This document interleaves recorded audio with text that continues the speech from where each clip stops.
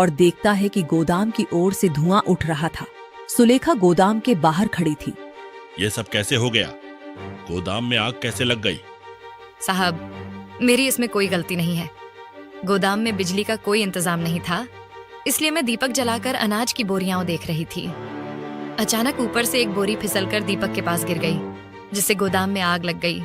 बस अपनी बकवास बंद कर, बहुत हो गया। अब एक पल भी तू मेरे घर में नहीं रहेगी। अभी के अभी यहाँ से निकल जा। सोनपुर एक ऐसा गांव जहां पेड़ों की हरियाली और पक्षियों की छेचाहट से पूरा गांव खिल उठता था। उसी गांव में रहता था श्याम, एक गरीब लकड़हारा। वह जंगल से लकड़ी काटकर लाता और उन्हें बेचकर अपना गुजारा करता था। पर उसके भोले स्वभाव की वजह से लोग उसका खूब फायदा उठाते थे। वह मुफ्त में ही उसे लकड़ियां ले लेते और उसे अपने यहाँ खूब मेहनत कराते थे। एक दिन श्याम एक ठेकेदार के यहाँ से काम करके घर लौटता है। क्या हुआ जी, आज फिर खाली हाथ लौट आए? तुमने तो कहा था आते समय बाजार से कुछ सामान ले आओगे। हाँ भाग्यवान, मुझे याद है, लेकिन मैं क्या करता, ठेकेदार ने आज पैसे ही नहीं दिए। अरे तुम्हें देगा भी कैसे? पहले तो उसने तुमसे अपने यहाँ खूब काम कराया और अब बिना पैसों के ही तुम्हें वापस लौटा दिया। नहीं सुलेखा, ऐसा नहीं है। उन्होंने कहा है कि वह जल्दी ही मुझे फिर से काम पर रखेंगे और जो पिछले पैसे हैं वह भी दे देंगे। नहीं जी, ऐसा बिल्कुल नहीं होगा। वह तुम्हें 1 रुपया भी नहीं देगा। क्या उसे नहीं पता कि हम कितने गरीब हैं और मजदूरी करके अपना घर चलाते हैं? हे भगवान, मैं तो तंग आ चुकी हूँ तुम्हारी इस बेवकूफी से। श्याम ने कोई उत्तर नहीं दिया। वह बस जमीन की ओर देखता रहा। सुनो जी, जो हुआ अब उसे छोड़ो। बीती बातों को सोचकर बैठने से कुछ नहीं बदलेगा। अब कहीं और काम ढूंढो, लेकिन एक बात याद रखना, अब जहां भी काम करो वहां पैसे के बारे में पहले ही साफ साफ बातचीत कर लेना। हाँ सुलेखा, तुम सही कहती हो। पता नहीं मैं कैसे बार बार वही बेवकूफी कर बैठता हूँ, लेकिन अब मैं खुद से वादा करता हूँ कि जहां भी काम करूंगा पैसों की बात पहले ही तय कर लूंगा। तो ठीक है सुलेखा, आज सेठ जी के घर जाता हूँ। सुना है वहां एक आदमी की जरूरत है। सेठ के यहाँ जाओ, लेकिन मेरी बातों का ध्यान रखना। अब कोई भी तुम्हारे भोलेपन का फायदा न उठा पाए। श्याम ने धीरे से सिर हिलाया और घर से बाहर निकल पड़ा। कुछ देर बाद श्याम सेठ के घर पहुंच। घर के बीचों बीच एक बड़ा सा कमरा था, जहां सेठ आराम से बैठा हिसाब किताब लिख रहा था। श्याम ने पास जाकर कहा, नमस्कार सेठ जी, मैंने सुना है कि आपके यहाँ एक आदमी की जरूरत है। सेठ ने जैसे ही श्याम को देखा तो वह मन ही मन खुश होने लगा। अरे वाह, यह तो वही भोला भाला श्याम है। इससे तो मैं बिना ज्यादा पैसे दिए सारा काम निकलवा सकता हूँ। हाँ, तुमने बिल्कुल ठीक सुना है। मुझे काम के लिए एक आदमी चाहिए। तुम श्याम हो ना? हाँ मालिक, मेरा नाम श्याम है। देखो श्याम, मेरे यहाँ काम तो बहुत है, लेकिन हर काम कुछ शर्तों के साथ ही होता है। क्या तुम मेरी शर्तें मानने के लिए तैयार हो? शर्त? कैसी शर्त मालिक? वैसे तो कोई खास शर्त नहीं है, बस इतना है कि पहले 2 महीने में यह देखूंगा कि तुम काम कैसा करते हो।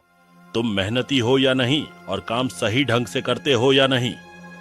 अगर तुम 2 महीने पूरे होने से पहले काम छोड़कर चले गए तो मैं तुम्हें इन 2 महीनों की मजदूरी नहीं दूंगा।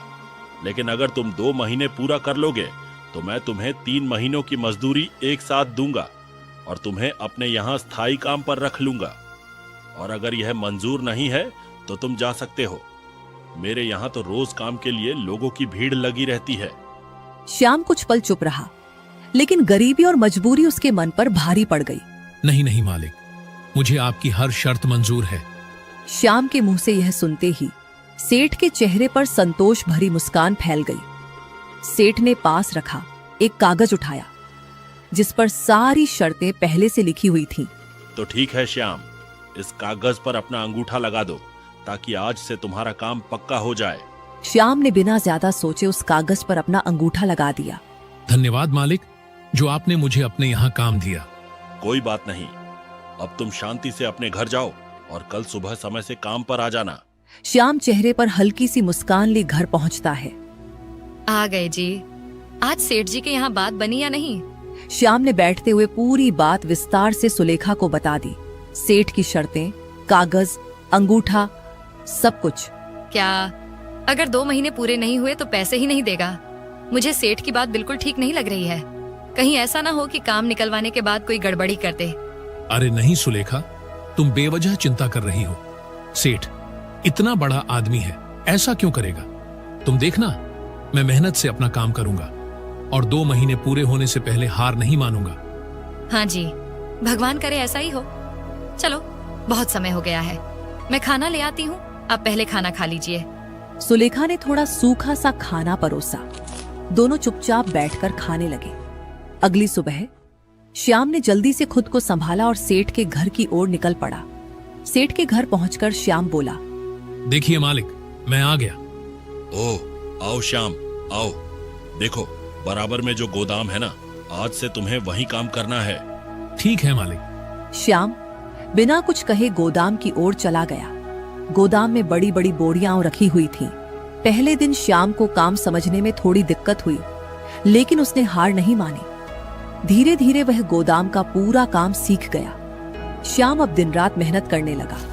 इस तरह 1 महीना कब निकल गया, श्याम को पता ही नहीं चला। दूसरे महीने के खत्म होने में अब बस कुछ ही दिन बाकी थे। उसे लग रहा था कि उसने शर्त लगभग पूरी कर ली है। तभी एक दिन सेठ गोदाम के पास खड़ा होकर श्याम को काम करते हुए देखने लगा। अरे ये क्या? ये श्याम तो बहुत मेहनत से काम कर रहा है, अब तक एक भी गलती नहीं की। मानना पड़ेगा, ये आदमी काफी मेहनती है। लेकिन यह ठीक नहीं हो रहा। कुछ ही दिनों में 2 महीने पूरे हो जाएंगे और फिर मुझे इसे 3 महीने के पैसे देने पड़ेंगे। नहीं नहीं, मैं ऐसा नहीं होने दूंगा। अब मुझे कुछ ऐसा करना होगा जिससे यह श्याम 2 महीने पूरे ही न कर पाए और खुद ही काम छोड़ दे। हाँ, यही ठीक रहेगा। अगले दिन सेठ तेज आवाज में चिल्लाया, श्यामू! अरे ओ श्यामू, कहाँ है भाई? जरा इधर तो आ। क्या हुआ मालिक, बताइए। सुन श्याम, गोदाम में लगभग 60 बोरी गेहूं रखी हुई है। तुम्हें सभी बोरियों को एक एक करके जांचना है। कहीं किसी बोरी का अनाज खराब तो नहीं हुआ, और अगर किसी बोरी में खराब अनाज हो तो उसे अलग रख देना। 60 बोरी? मालिक, ये तो बहुत ज्यादा है। मैं अकेला यह सब कैसे? कैसे क्या? क्या तुम यह कहना चाहते हो कि तुम यह काम नहीं कर सकते? क्या तुम मेरी शर्त भूल गए हो? ये सुन श्याम घबरा गया। नहीं मालिक, मुझे सब याद है। आप चिंता मत कीजिए, मैं अभी काम शुरू कर देता हूँ। यह कहकर श्याम गोदाम की ओर चला गया। सेठ पीछे से हंसते हुए बोला, अब आया ना ऊंट पहाड़ के नीचे। अब देखता हूँ बेटा, तू कैसे यह काम पूरा करता है। अब आएगा मजा। श्याम ने पहली बोरी खोली। उसने अनाज को ध्यान से देखा, फिर उसे दूसरी बोरी में भरने लगा। एक एक करके वह सभी बोरियों के साथ ऐसा करने लगा। कुछ ही समय में उसका शरीर दर्द से टूटने लगा। उसकी आंखों से आंसू निकल आए, लेकिन श्याम रुका नहीं। उसने अपने आंसू पोंछे और फिर काम करना शुरू कर दिया। बस कुछ दिन और, मैं हार नहीं मानूंगा। सुलेखा के सपनों को यूं टूटने नहीं दूंगा। कई घंटों की कड़ी मेहनत के बाद श्याम का शरीर दर्द से टूट चुका था। फिर भी वह हिम्मत जुटाकर सेठ के कमरे में पहुंचा। मालिक, आप कहाँ हो? सेठ आराम से बैठा हुआ था। उसने जैसे ही श्याम की हालत देखी तो उसके होठों पर हल्की मुस्कान आ गई। क्या हुआ? क्या तुम काम पूरा नहीं कर पाए? मुझे तो पहले ही पता था कि यह काम तुम्हारे बस का नहीं है। नहीं नहीं मालिक, आप गलत सोच रहे हैं। मैंने आपका सारा काम पूरा कर दिया है। अब गोदाम में सब कुछ ठीक है। सेठ एक पल के लिए चौंक गया। यह क्या? यह आदमी है या कोई मशीन? इतना मुश्किल काम भी इसने कर लिया।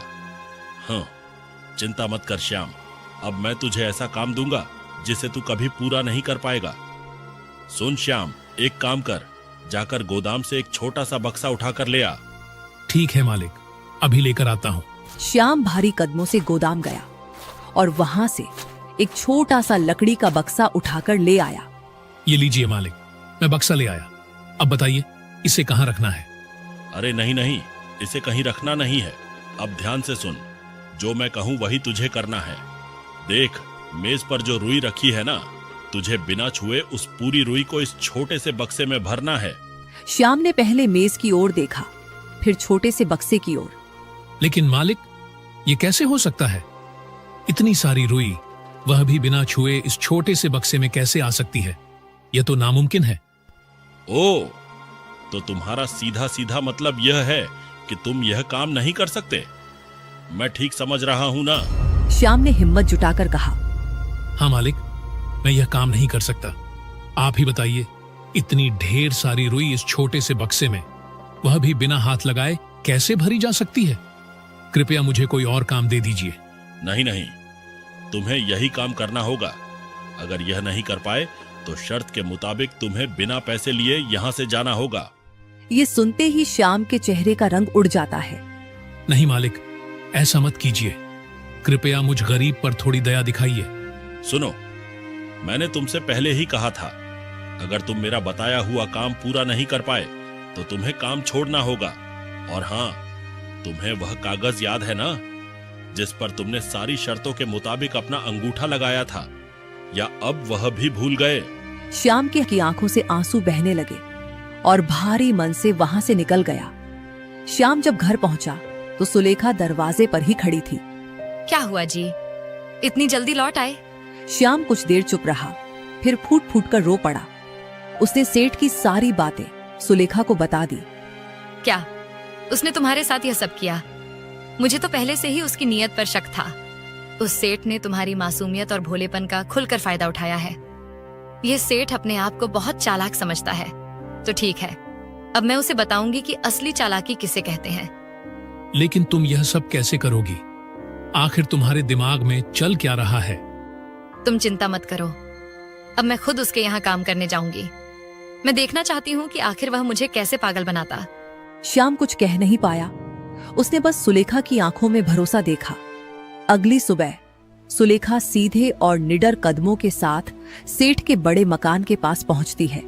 फिर वह अंदर जाती है, जहां सेठ हमेशा की तरह कुर्सी पर बैठा हुआ था।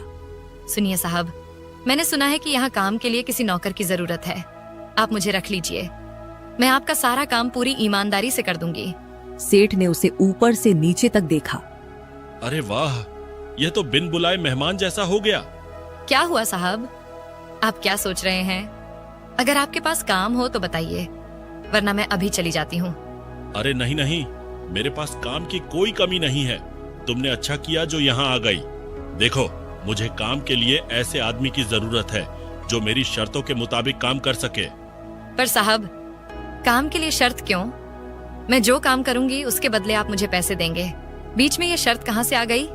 तुम्हारी बात ठीक है, लेकिन क्या है ना, आजकल के लोगों पर मुझे भरोसा नहीं रहा, इसीलिए मैं पहले से शर्त रख देता हूँ। ओह अच्छा, तो बताइए साहब, आपकी शर्तें क्या हैं? सेठ ने वही कागज निकाला और अपनी सारी शर्तें एक एक करके सुलेखा को बता दी। ठीक है साहब, मुझे आपकी शर्तों से कोई दिक्कत नहीं है, मुझे सब मंजूर है। लेकिन मैं भी एक शर्त रखना चाहती हूँ। ये सुन सेठ चौंक गया। ओह, तुम भी शर्त रखना चाहती हो? चलो बताओ, आखिर तुम्हारी शर्त क्या है? देखिए साहब, अगर मैं आपकी शर्तों के अनुसार बिना काम छोड़े लगातार 2 महीने काम करूं और इस दौरान अगर आप मुझे काम से निकालते हैं तो आपको मुझे 4 महीने की मजदूरी देनी होगी। तो बताइए, क्या आप इस बात से सहमत हैं? ओह, यह तो बड़ी सयानी बनने की कोशिश कर रही है, लेकिन कोई बात नहीं, मैं ऐसा होने दूंगा ही नहीं। ठीक है, मुझे तुम्हारी शर्त मंजूर है। सेठ ने फिर वही कागज उठाया। तभी सुलेखा ने उसे रोक दिया। सुनिए मालिक, इस कागज पर आपकी सारी शर्तें लिखी हैं, लेकिन मेरी जो शर्त है वह भी आपको इसी कागज पर लिखनी होगी। सेठ ने एक पल सोचा और फिर कागज पर सुलेखा की शर्त भी लिख दी। इसके बाद सुलेखा ने उस कागज पर अपना अंगूठा लगा दिया। ठीक है, अब तुम कल से काम पर आ सकती हो। धन्यवाद साहब। यह कहकर सुलेखा वहां से चली गई। सुलेखा के जाते ही सेठ जोर से हंस पड़ा। क्या बात है, आज फिर एक मुर्गी मेरे जाल में फंस गई। मेरा नसीब कितना अच्छा है कि ऐसे ऐसे मूर्ख रोज मेरे पास काम के लिए चले आते हैं। अगर ऐसे ही लोग मुझे मिलते रहे तो मैं तो माला माल हो जाऊंगा। अगले दिन से सुलेखा नियमित रूप से सेठ के घर काम करने लगी। सुबह होते ही वह सबसे पहले आंगन की सफाई करती, फिर कपड़े धोती, बर्तन मांजती और पूरे घर का खाना बनाती। सेठ दूर से सब देखता रहता, लेकिन उसे कोई ऐसी गलती नजर नहीं आती जिसके बहाने वह सुलेखा को निकाल सके। समय धीरे धीरे बीतता गया। 1 सप्ताह, 2 सप्ताह, फिर पूरा 1 महीना निकल गया। एक दिन घर की सफाई करते हुए सुलेखा अचानक रुक गई। अब इस महीने को पूरा होने में सिर्फ 15 दिन ही रह गए हैं। अगर ऐसे ही चलता रहा तो सेठ मुझे कभी नहीं निकालेगा। अब मुझे कुछ ऐसा करना होगा जिससे यह खुद मुझसे तंग आ जाए और मुझे काम से निकाल दे। तभी सुलेखा की नजर पास रखे एक सुंदर शीशे के गुलदस्ते पर पड़ी। उसने चारों ओर देखा, फिर गुलदस्ते को उठाया और जमीन पर जोर से पटक दिया। शीशे के टुकड़े चारों ओर फैल गए। आवाज सुनते ही सेठ गुस्से में चिल्लाता हुआ दौड़ा आया। अरे ये क्या कर दिया तुमने? मेरा इतना कीमती गुलदस्ता तोड़ दिया। साहब, इसमें मेरी कोई गलती नहीं है। कमरे की सफाई करते समय धोखे से हाथ लग गया। अरे जो भी हो, आखिर तो तुमने इसे तोड़ा ही है। इसके सारे पैसे तुम्हें देने होंगे और अगर नहीं दिए तो तुम्हारी मजदूरी से काट लूंगा। सुलेखा ने सिर झुका लिया। यह तो सिर्फ शुरुआत है सेठ, अभी देखो आगे मैं क्या करती हूँ। दिन बीतते गए। अब सुलेखा की हरकतें बढ़ने लगी। वह एक एक करके घर का कीमती सामान तोड़ने लगती है। कभी केतली, कभी झूमर, कभी पेंटिंग। हर बार सुलेखा एक ही बात कहती, साहब, सफाई करते समय गलती से हो गया। सेठ का गुस्सा अब सिर चढ़ चुका था। अब मैं इसे और बर्दाश्त नहीं कर सकता, लेकिन शर्त की वजह से इसे निकाल भी नहीं सकता। ठीक है, अब मुझे कुछ ऐसा करना होगा जिससे कि यह खुद ही काम छोड़कर चली जाए। एक दिन सेठ ने सुलेखा को अपने पास बुलाया। बताइए साहब, क्या काम था? वह क्या है ना, मेरा एक बहुत जरूरी काम है। अगर तुम कर दो तो बहुत अच्छा होगा। हाँ साहब, बताइए ना, क्या काम है? ऐसा करो, तुम गोदाम में जाओ और वहां से एक छोटा सा बक्सा उठाकर ले आओ। सुलेखा बिना कुछ कहे गोदाम में जाती है और वही छोटा सा बक्सा उठाकर ले आती है। बताइए साहब, अब क्या करना है? अब सुनो, मेज पर जो रुई रखी है उसे बिना हाथ लगाए इस बक्से में भर दो। बस यही काम है। ठीक है साहब, अभी कर देती हूँ। उसने बक्से को खोलकर मेज के एक किनारे रख दिया। फिर वह रसोई से एक जग में पानी भरकर लाई। धीरे धीरे उसने रुई के ऊपर पानी डाल दिया। पानी पड़ते ही रुई सिकुड़ने लगी और धीरे धीरे बहते हुए खुद ही बक्से के अंदर चली गई। कुछ ही देर में सारी रुई बक्से में भर चुकी थी। देखिए साहब, मैंने आपका काम कर दिया। सेठ यह देखकर सन्न रह गया। अरे ये तुमने क्या कर दिया? मेरी सारी रुई खराब कर दी। नहीं साहब, आपने जैसा कहा था मैंने वैसा ही किया है। देखिए, सारी रुई बक्से में है। अब आप चाहें तो इसे सुखा सकते हैं। यह सुनते ही सेठ का गुस्सा फूट पड़ा। अच्छा, तो अब तू मुझसे चालाकी करेगी। सुनो, गोदाम में 60 बोरी अनाज है। जाओ और एक एक बोरी चेक करो। अगर किसी बोरी में अनाज खराब हो तो उसे बाहर निकाल कर रख देना। ठीक है साहब, मैं कर दूंगी।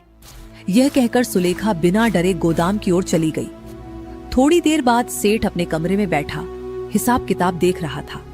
अचानक उसे बाहर से धुएं की तेज गंध महसूस हुई। ये धुआं कहाँ से आ रहा है?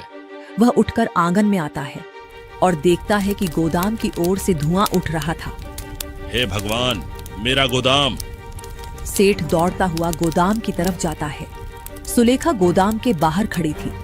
ये सब कैसे हो गया? गोदाम में आग कैसे लग गई? साहब, मेरी इसमें कोई गलती नहीं है। गोदाम में बिजली का कोई इंतजाम नहीं था, इसलिए मैं दीपक जलाकर अनाज की बोरियां देख रही थी। अचानक ऊपर से एक बोरी फिसलकर दीपक के पास गिर गई, जिससे गोदाम में आग लग गई। बस अपनी बकवास बंद कर, बहुत हो गया। अब एक पल भी तू मेरे घर में नहीं रहेगी। अभी के अभी यहाँ से निकल जा।